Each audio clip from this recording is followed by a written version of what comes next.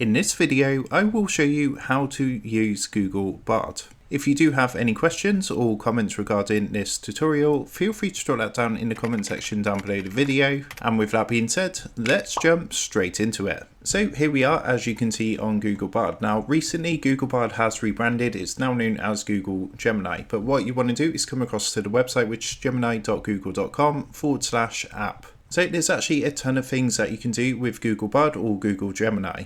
If you've used something like ChatGPT, it does work very similar. And what you're going to want to do when you come across to here, as you can see, we've got a prompt box down here.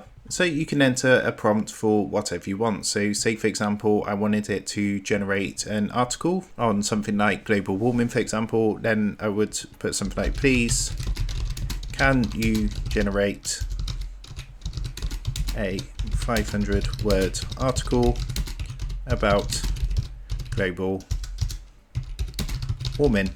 Then what you would do once you've put your prompt in is come over to the right hand side and you want to click this submit button just over here. So what's going to happen is Google Bard is going to get to work. As you can see, it's now going ahead and generating this article. At the bottom there is a note. As you can see, it says this article is around 480 words. You can expand on specific areas of interest such as the economic impacts of climate change or ongoing climate mitigation efforts to reach the 500 word mark. So what I can do is put something like elaborate on ongoing climate mitigation.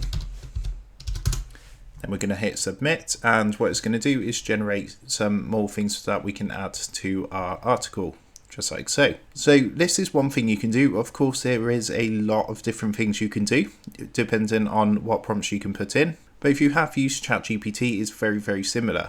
So the only thing this can do at the moment, unfortunately, is generating images. If you see, I'm going to put generate an image of a penguin.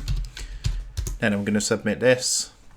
And as you can see, we're going to get a response back which says I can't create images yet, so I'm not able to help you with that. So besides creating images, it can pretty much do everything else that things like ChatGPT does. But that is a quick overview of Google Bard and how to use Google Bard. So with that being said, I hope this quick tutorial did help you out today. And if this did help you out, I would really appreciate it if you was to consider dropping down below the video, leaving a like and also subscribing to the channel. With that being said, I just want to take a minute to thank you guys for watching this quick tutorial, and I will see you in the next video.